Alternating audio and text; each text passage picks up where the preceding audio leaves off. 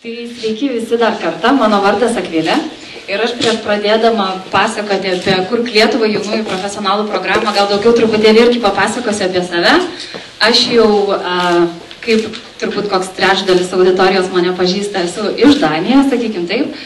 Čia mokiausi CBS-e, tai buvo prieš 9 mėnesius, kada aš čia dar gyvenau ir vaikščiojau šitom gatvėm, arba tiksliau važinėjau dviračiu.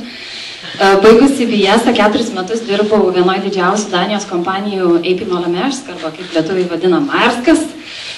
Ten iš tikrųjų turėjau fantastinę karjerą ir tai buvo turbūt vienas iš pagrindinių dalykų, kuris mane čia pakankamai ilgai laikė, nes lygiai taip pat kaip ir dauguma iki šiol kalbėjusi, tikrai neturėjau kažkokio tai plano, kad čia grįžti ar negrįžti, arba kad visai negrįšiu ir pasvarstysiu po 5 metų. Visą laiką labai konkrečiai žinojau, kad važiuoju baigti mokslus, įgyti tarptautinės darbo patirties ir tada grįšiu atgal į Lietuvą, nes ten yra mano namai. Tai Maerske per tos 4 darbo metus turbūt 5 kartus buvau paaukštinta, jeigu nemeluoju. Tikrai turėjau fantastinį darbą ir buvau, tarp kitko, pirma lietuvė, kuri dirbo headquarteriuose čia Kopenhagoje. Ir buvo labai toksai malonus nutikimas, kai vieną kartą mano kolegė grįžo iš vieno didelio susitikimo ir sako, žinai ką, šiandien vienas departamento vadovas pasakė apie tave, you cannot do a mistake by hiring a Lithuanian. Tai čia man buvo, tai yra vienas pavyzdys, ką jūs, vėlgi aš savo kalbą tikrai nenoriu agituoti, kad čia būtinai grįžti į Lietuvą, dirbti Lietuvoje, bet tai yra irgi puikus pavyzdys, kaip ir kalbėjom apie Lietuvių jaunimo sąjungos veiklą ir taip toliau, kad tu būdamas užsienį lygiai taip pat gali labai stipriai keisti lietuvio paveikslą, būti tas geras darbuotojas ir atsverti galbūt tos neigiamus žiniasklaidoje pasirodančius komentarus apie pavogtus dviračius ir taip toliau. Bet čia irgi pridedant prie to, kad sakydavo, you cannot do a mistake by hiring a Lithuanian, vis tik tai labai greitai atsirado posakis, but if your bicycle was stolen, ask Akvilė, she might know something. Tokie dalykai iš tikrųjų buvo irgi labai stiprus stipri priežastis, dėl ko aš norėjau grįžti į Lietuvą, nes aš žinau, kad aš visą laiką pase būsiu lietuvė ir priklausomai nuo to, koks lietuvių bus įvaizdis pasaulyje, toks bus ir mano įvaizdis. Ir taip aš jį galiu tikrai keisti, būdama bet kur, bet aš vis tik tai labai tikėjau, kad būdama namie, būdama apsupta didesnės grupės bendraminčių, galėsiu padaryti didesnį pokytį, sakykim taip. Tai ilgai nelaukus, pasidomėjus, kur norėčiau save matyti Lietuvoje, išsiunčiau užklausą į viešą įstaigą Investuok Lietuvoje ir turbūt per 2 dienas gavau darbą. Per 2 dienas įvyko visi įmanomi darbo pokalbiai ir tikrai nereikėjo kažko super įtikinėti. Ir tarp kitko pridursiu, kad per paskutinius 9 mėnesius, ir tikrai nenoriu nei pasigirti nieko, bet tiesiog konstatuoti, kaip yra, per paskutinius 9 mėnesius gavau 5 darbo pasiūlymus jau net neieškodama, kada rekrutmento, tos vadinamos agentūros su tavim per LinkedIną susisiekė ir matydamos tavo darbo patirtį, tarkim, pasiūlo tau tam tikras pozicijas. Ir kad vėlgi, kas išsiskiria Lietuvoje, tai pozicijos, kurios buvo siūlomos, yra gerokai pranoksta mano pačios, sakykime, gebėjimus arba tai, kam aš drįsčiau pasirašyti. Ir čia vėlgi grįžtant atgal prie to, ką mes kalbėjom rytiniais, pačioj pirmoji sesijoje, kad Lietuvoje tų tam tikrų sričių specialistų tikrai nėra daug. Ir jeigu man Kopenhagoje, aš asmeniškai buvau personalo srityje, dirbau tos 4 metus, tai jeigu man reikėtų konkuruoti su, tarkim, 1000 dar personalo specialistų, kurie lygiai taip pat dirbė tarptautinėse kompanijose visam pasaulyje, tai Lietuvoje aš gal esu viena iš 100. Tai ta konkurencija, kuri stovi prieš mane, yra gerokai mažesnė, todėl man ten daug lengviau yra greitai prasimušti ir greitai kilti pareigose, ar ne?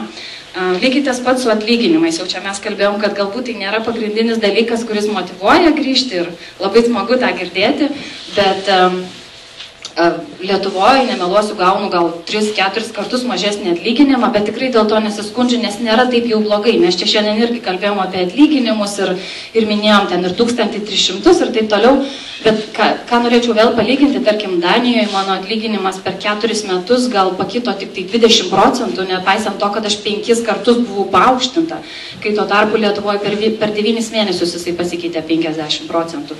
Tai tu savo rezultatais ir savo darbu iš tikrųjų gali labai greitai Lietuvoje kilti ir parodydamas, ko gali, rizikuodamas pačioj pradžioj, tikrai gali labai sėkmingai krapštytis į priekį. Tai vat, grįžau namo ir visai, nežinau, buvau labai panašiam renginį UK prieš mėnesį laiko ir nemeluosiu, kad man sakė, bet žinai ką, tu nekalbėk labai pozityviai, nes tavo tikslas nėra tam jaunimo sąjungos renginį, visus čia naiviai įkvėpti, kiek Lietuvoje yra daug galimybių. Bet labai nuoširdžiai, nukapokit man rankas, nieko blogo negaliu pasakyti, nes aš visą laiką tikėjau, kad protingų žmonių reikia visur, ar tai bebūtų Lietuva, ar Danija, ar Amerika, ar dar kažkas, ir tie, kas nelaukia, kol jum atneš galimybės ant auksinės lėkštutės ir kas patys atkakliai dirba, nebijo rizikuoti, tai tikrai anksčiau ir vėliau prisibels ten, kur nori. Tai tikrai nuoširdžiai nenusivyliau Lietuvoje niekuo. Yra daug tų jaunų žmonių, ta prasme, gal tikrai reikia domėtis, kas vyksta. Iš tikrųjų, tos informacijos trūksta, neskaitykit Delfio. Užsiprenumeruokit naujienlaiškius tų pačių, nežinau, tos pačios Investuok Lietuvoje, Verslios Lietuvos, įvairiausių hubų, kiek yra jaunimo iniciatyvų ir truputėlį patys aktyviai pradėkit daugiau domėtis, kas veikia, kas vyksta, nes vyksta tikrai N dalykų. Ir vienas, ką noriu papasakoti, tai mano pačios kuruojama programa, jaunųjų profesionalų programa Kurk Lietuvai. Ir jinai gimė, vėlgi, lygiai tokia pačiam renginį kaip šitas. Prieš metus laiko mano vadovė, Investuok Lietuvoje dabar generalinė direktorė, kurią paminėsiu prie dar vienos sėkmės pavyzdžio prie Majausko, Audicko ir visų kitų. Jinai 17 metų gyveno ir dirbo New York'e, Wall Street'e, buvo Goldman Sachs'o viceprezidentė. Ir tie patys networkai, apie ką mes jau irgi kalbėjom, kad yra žiauriai svarbu šnekėtis, keistis kontaktais. Ja kažkada buvęs ūkio ministras Žilius pakvietė dirbti savo komandoje kaip patarėja. Ir šiandien dieną jinai yra Investuok Lietuvoje generalinė direktorė. Jinai bekalbėdama su jaunimu UK pernai metais lygiai tokios pačios diskusijos metu klausė, tai ko reikia, kad jūs norėtumėt grįžti atgal. Ir pagrindinė žinutė, kas nuskambėjo iš jaunimo, tai mes norim iššūkio, mes norim galimybės ne tik tai kažkokius tai procesus ar funkcijas kasdienės vykdyti, nes vėlgi jų visų galvose buvo stereotipai, kad Lietuvoje yra geriausiu atveju tik tai klientų aptarnavimo centrai, ten sėdi, ar tai bankė sėdi prie langelio, ar telefonu atsakinėji. Jie sakė, mes norim iššūkio ir norim labai sudėtingų projektų, vadinkim taip. Tai mes sukūrėm jaunųjų profesionalų programą, kuri yra 1 metų trukmės. Ir kiekvienais metais į tą programą yra priimama 20 jaunuolių, kurie yra baigę mokslus užsienyje, kurie užsienyje gyvena, dirba. Ir tikslas yra nutiesti tiltą jiems atgal iš užsienio į Lietuvą, padėti užsikabinti čia namuose. Ir suteikti jam galimybę ne tik tai burbėti ir sakyti, oi, Lietuvoje niekas nesišypso, tas neveikia, visi kvaili, niekas nieko nedaro, aš čia turiu tiek daug idėjų, kaip čia galima viską išspręsti. Tai mes iš esmės sakom, ateik, mes tau mokėsim atlyginimą, mes tau suteiksim visas galimybės, bet tu ką nors padaryk, ne tik tai kalbėk. Tai metai laiko ir kas 4 mėnesius jaunuoliai rotuoja iš vienos ministerijos į kitą. Be ministerijų programoje dalyvauja ir viešosios įstaigos, tai yra tos arčiau vykdančiųjų institucijų. Ir pavyzdį turbūt galiu duoti taip. Tarkim, yra viena mergina, ar ne, jinai labai daug domisi bendruomenėm, savanorystė ir panašiais dalykais. Ir jinai sako, aš mokiausi UK ir mane visą laiką labai griaužia mintis, kodėl Lietuvoje, tarkim, stojant universitetą, tau nepridedamas nei vienas papildomas kreditas, nei vienas balas, jeigu tu labai aktyviai dalyvavai visuomeniniai veikloje, jeigu tu buvai savanoris ir panašiai. Jis sako, aš norėčiau, kad Lietuvoje, kaip ir kitose vakarų valstybėse, už tą studentui būtų duodamas papildomas stojamasis balas.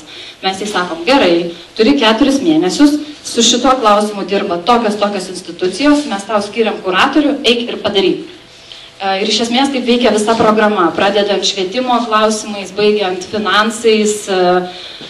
Tarkim, užpraeitą jau bus savaitę vyko Login didelis renginys Lietuvoje. Vienas vaikinukas sakė, Lietuvoje yra labai mažai galimybių, labai mažai privataus kapitalo fondo, kurie finansuoja jaunas startuolių įmonės. Tai jo iniciatyva praktiškai buvo suorganizuota startupų mugė.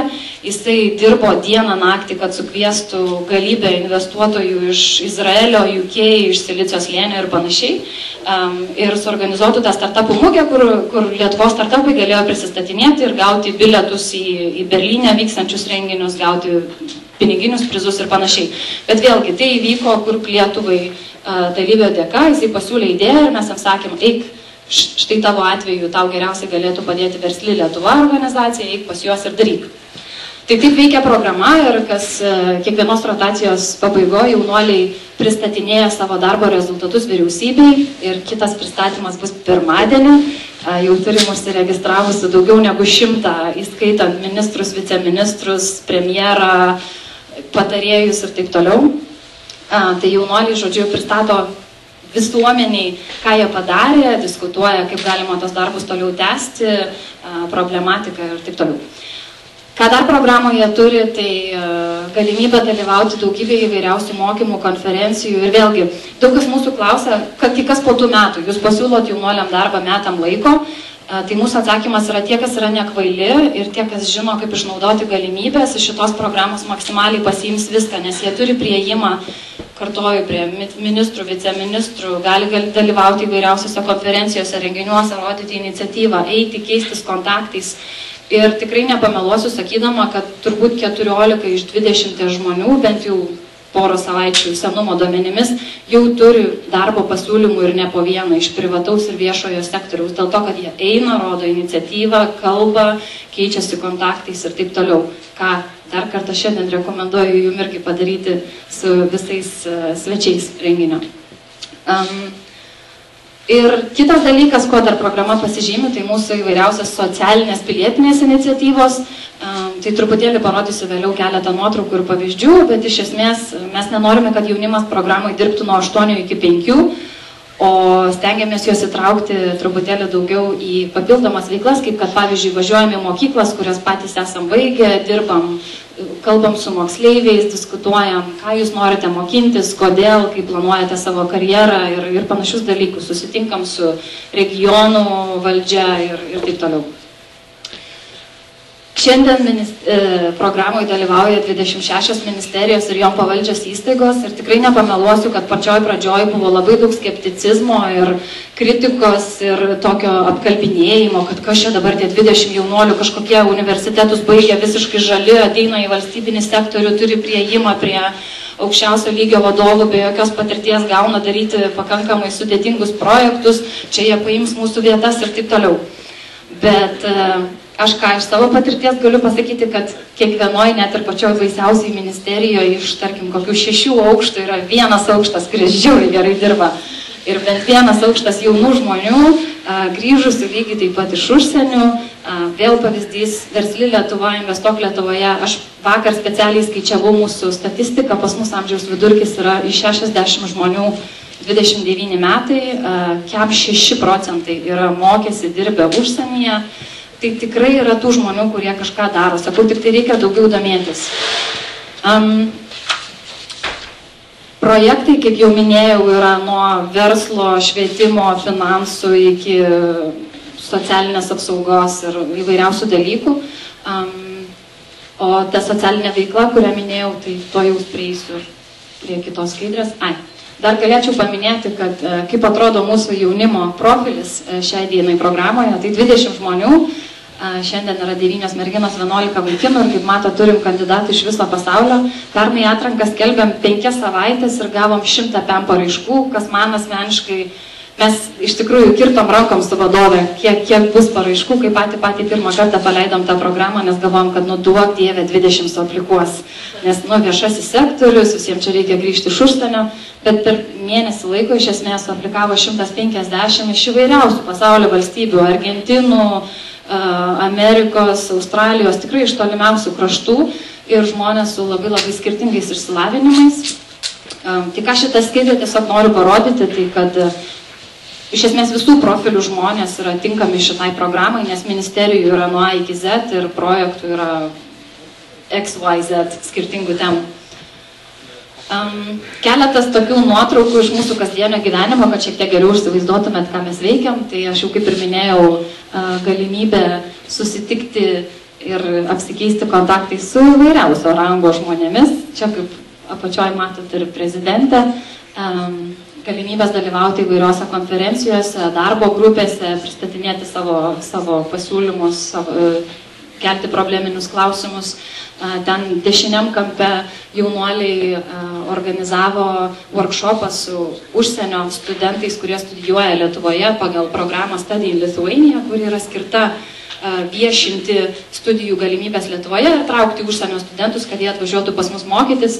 Tai jie organizavo čia tokį didelį workshopą apie temą, kaip tą Lietuvą dar labiau populiarinti ir kaip skatinti studentus čia pas mus važiuoti.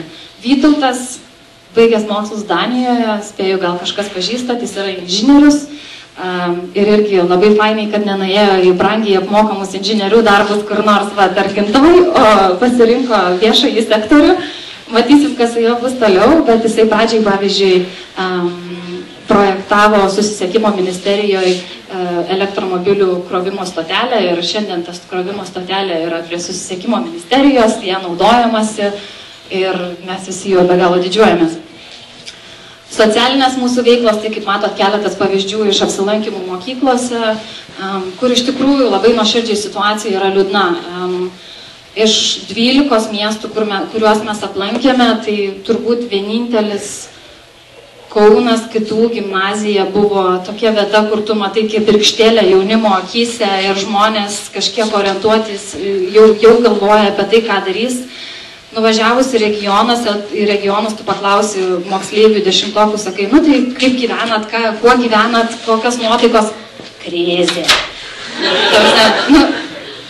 Ir tikrai nelabai yra daug apie ką su jais kalbėti, absoliučiai jokio galvojimo į ateitį, į priekį, ką veiksiu, kur stosiu, supratimo, kad reikia mokytis, kad konkurencija yra žiauriai didelė. Tai aš manau, čia neartų dirvonų yra begalė ir labai reikia daug pagalbos šiek tiek dirbant su jaunimu, orientuojant juos į ateities profesijas ir panašiai. Paskutinė nuotraukėlė. Mūsų kitos papildomos veiklos, tai ką minėjau, pradedant sporto renginiais ir gerumo akcijom, baigiant tokiais dalykais, kaip kad pavyzdžiui su Transparency International, kur Lietuvai kartu prisidėjo, kad būtų renkamos lėšos nepatogaus kino akcijų organizavimui. Labai stipriai pasireiškė baltųjų pirštinių judėjime, kam neteko girdėti, tai buvo žmonės, kurie vakarais, savaitgaliais, naktim savo lėšom važiavo po įvairiausius Lietuvos miestus, miestelius, stovėjo prie rinkimų apygardose su baltom pirštinėm ir ragino žmonės nepardavinėti savo balsų. Tai vat tokie pavyzdžiai ir turbūt paskutinė žinutė tiem, kas norės daugiau sužinoti apie programą, tai labai prašom, aišku, pirmiausia, šnekėti su manim. Čia šiek tiek padėliojau skrajučių aplink visą kambarį ir paskutiniu atveju tai internete yra tikrai daug informacijos, yra mūsų paskyra Facebook'e, yra kurkelt.lt puslapis, atranka kaip tik šiuo metu vykdoma ir jinai truks iki birželio 1-osios. Tai visus, kas nori ne tik tai kalbėti, bet ir realiai kažką padaryti ir po to tos superinius darbus įsirašyti savo CV, tai kviečiam kandidatuoti. Tai tiek matyti iš manęs.